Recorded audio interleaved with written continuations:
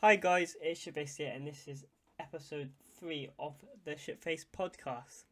And now, in today's podcast, I'm going to talk about a bit of the cruise news, and then I have some exciting news about what I did during the week. So, if we get into the news, there's been quite a few bits of news this week. Number one, over 200 ships will restart in October, which is very good. That is a lot of ships coming off from loads of companies like Royal Caribbean, TUI, Celebrity, Carnival, MSC. They're all starting up, which is really nice to see everyone getting back cruising. And there's going to be an 8% increase in occupancy as well, so that's good as well. Number two, the Norwegian cruise line announced the activities on their brand new ship, Norwegian Prima. I think it's Prima. Prima, and it looks amazing. Genuinely, this ship looks insane. I am very jealous. My parents have booked it for 2 weeks in 2023, but we're not going. The first thing that caught my eye was the go-kart track, which is 420 meters long, 22% bigger than the last biggest go-kart track at sea on Encore, Norwegian Encore. 14 corners, and it's a 3-story go-kart track, which on Encore it's 2-story.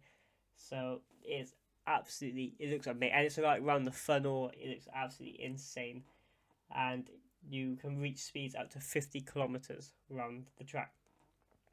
They also put in a 10-story dry slide on there, which I think that will equal the record with Harmony, Symphony, and Oasis with the Ultimate Abyss.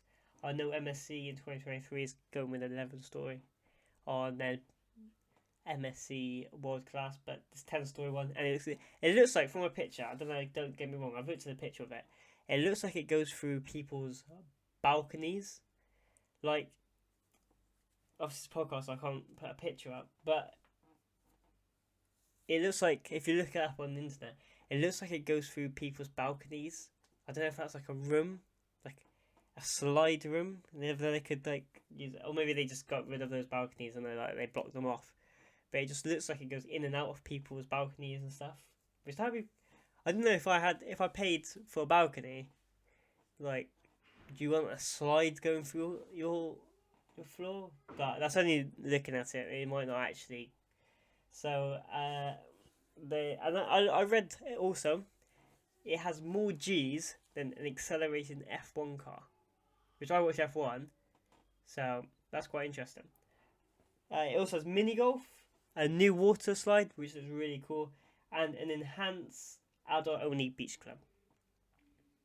So that ship looks absolutely insane. It also has a multi-purpose arena and a new musical on board. So that is absolutely insane ship, and I'm very jealous of my parents that are going on it.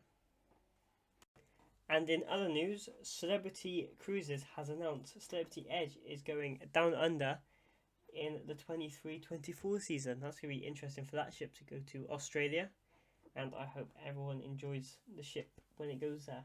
I've always wanted to do a Celebrity Edge, because Apex came just before where it was going to come, but it was going to come in April 2020, and obviously, so yeah, I hope everyone enjoys that ship in Australia. And number 4, Royal Caribbean is to build a green cruise terminal in, now give me a second, it's in Italy, Ravenna. My pronunciations are terrible. It's in Italy, and it's supposed to be I forgot the word now. It's alternative to Venice. So obviously it's going to be, I assume it's close to Venice. Should have done a bit more research. But Ravenna, Italy. I have butchered that so badly. But yes, they're building a new terminal alternative to Venice. So that's something to keep your eyes on, and hopefully they go to it. And the exciting news I have got, which is probably no surprise to you all, I have booked Wonder of the Seas for the 2022 season. Yes. Um, I have booked it for my birthday actually. The 14th of August cruise. My birthday's on the 18th, so I'll be in Rome for my birthday, or Civitavecchia, as I'll probably stay on the ship as I've already been to Rome. And I cannot wait because I love going on new ships. Before lockdown I was flying to like Barcelona to get on Bellissima, and then I flew to Genoa to get on Grandiosa. The reason why I went MSC, I was doing solo cruising then, and they have the best prices for solo travelers. So yes, that's why I did those. Also, I did Symphony when it came to Europe for the first time. When I just after it was Bill, we did Harmony. So I cannot wait to see what they do with Wonder because it was built for the Chinese market. So apparently they have all like it's a bit like Ovation with like the Chinese writing and then like the English word underneath because that goes from Asia to Australia and it just does different seasons. So I cannot wait. They haven't even announced everything that goes on the ship yet, like all the shows and all that. Um, so I cannot wait. I'm doing the. I would say Royal Cabin's normal Mediterranean cruise for Oasis ships because they do the same one every single year. They could still mix it up. That's why I said if the Italy one, but that's why for smaller ships because obviously Venice. I don't actually know where that place in Italy is, so I'm not sure. But like they could, I think I ranted about it enough last week. They could change it a little bit, even if it's like one or two cruises, just go a different way, or do a different view. Like I don't know. I don't know if they could get into Malta. I know MSC do Malta because that's a very nice place. I don't know if Oasis can even fit in there. Um, it's not the depth of the ship; it's how I would say how wide it is. Uh, yeah, because I know I can get into Malaga because I've been on Harmony. I think I've seen one in Gibraltar now. So yeah, I don't know why they can't just do a different one. Because surely people that go from Barcelona and Civitavecchia, they think the same thing. Why can't actually fair, if it didn't go to that way, it can go to Civitavecchia. It would go from Barcelona. Because then you can get on in Barcelona or you can get on in Rome in like what's the fingers? We need two fingers. Like in brackets, like because how they do like Le Havre. Oh no, they say oh you're going to Paris in brackets Le Havre. Yes, Paris is 2 hours away. Like they say Rome, hour and a half away. But yeah, in brackets Czechoslovakia. Um, or like some people which picture off when they go to when like people stop in Southampton and it goes London and then he goes in brackets Southampton and I'm like it's not really close to each other.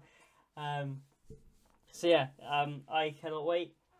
I've booked a Central Park balcony. Um, I had my Central Park balcony on Symphony and it was I just liked having the park. It's a bit different. You can go on any ship in the world really and have an ocean view balcony, but not many that you can have like internal balconies looking into the ship, and it's like more like people watching. And what's also good about that sort of balcony is that you can use it all day and at night. Where sometimes when you're leaving port, it can be a bit breezy and it's not really usable. But because you're sheltered inside the ship, really, like it's just you can use it at late at night, early in the morning. It's completely up to you. And I don't know if many people know about this, but either side of something, of like the middle bit in Central Park, you get like an extended balcony. I've booked one of them on the edge. I don't know which one is the right one because I didn't have many choice because obviously if I don't think I have many choice, I don't think I got the one I'm thinking of. Because like the whole deck 14 was already sold out. Like literally the ship's selling out mad for the summer holidays, and yeah, so that is a Central Park balcony is putting me back £2,500 for a week. not including drinks, includes food. So yeah, obviously I'm going to school holidays. Also, I need to add flights onto that. So it's going to be expensive, but it's going to be well worth it, especially for the content I can bring to Shipface and what I can do. Just enjoy, add it to my collection of ships I've done. I need to get on the original Oasis class, Oasis and Raw, especially out of New York. Some of the pictures I've seen from Oasis leaving New York, like they leaving under the bridge with the retractable funnel, it looks amazing. But yeah, so the 7 night itinerary is Barcelona, where I get on. Then it goes to Palma de Mallorca. Then it goes to Marseille. And it goes to La Splitza. I think, again, the pronunciation is terrible. That's the place for Florence and Pisa.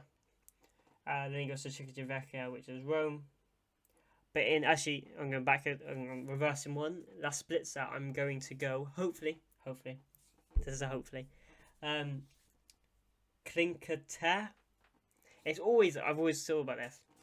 There's always the things in adverts, the colourful buildings in the adverts for Royal Caribbean. That's where it is, and I want to go there. But I need a tour that is in my price range. Because there's 2 currently up, and they are £250 a person.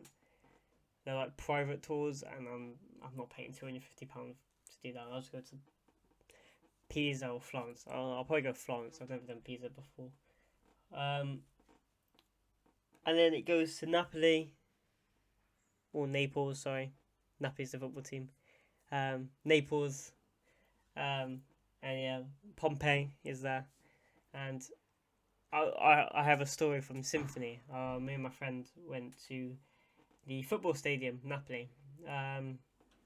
Or the Diego Maradona Stadium now, as they call it. And I have never felt more danger in my life than in the back of that taxi going to the stadium. Oh my god, they drive insane in Italy. I have never seen anything. They are all on their phones. They are all there's like lines, but none of them even follow the lines. It's just there was like a tunnel, and it was just like if there's a gap, they are going for it. People on motorcycles are literally just like driving while like scrolling through Facebook. Our taxi driver had one hand out the window while scrolling through his phone, like. But none of them hit each other. It's insane how everyone is on their phones and not concentrating. Yet, and they're about like a millimeter away from each one, but they never hit a car. Like obviously there has been crashes probably, but me and my friend were just looking at each other like, what the hell are we like? It was insane. But Napoli is a very nice city. The stadium looks a bit derelict to me. But yeah, we did Pompeii as well. That was, I don't know. I was told I had to go to Pompeii because it was just something you have to tick off. But it wasn't my sort of thing. But I've done the Colosseum at Rome. So, and then it has a sea day back to Barcelona. So it's a nice cruise. I'm going to go and do a few things. I'm in Palma de Mallorca. I'm going to go to the water park, which I went to a few years ago. Marseille. I think me and my friend tried to get to the football stadium, but there was protests that day and we couldn't. So yeah, looking forward to see the ship. I'm mainly going there for the ship. I've been to all the places before, so the ship looks absolutely insane. I've got the balcony I wanted, so I cannot wait for the 14th of. Obviously, I've got cruises before then, so I can wait a little bit longer. I've got cruises before then. I'm on Iona in June. I think I said April last podcast. It has now been moved to July. Not 100% sure what cruise yet. My parents are on it twice, but they've decided to move everyone. They were going on it twice with 2 different people, and they thought we're doing the same cruise, so they're going to move it to everyone on one cruise. There's no point paying twice for 2 cruises. Makes sense. So I'm going in July now. This in August. Anthem in October. So it's a good year for ship base. And then the year after, if you want to talk 2023, I'm potentially booked on MSC World Class, their new ship. I moved over some deposits about 3 months ago. Yet the cruise still hasn't come up. tried to call them. They said email, and I just can't be bothered. It is so far away. I can deal with it closer to the time. I should be booked on that. I have definitely moved my deposit to a cruise. When it will show up, I don't know. When it is, I actually can't remember.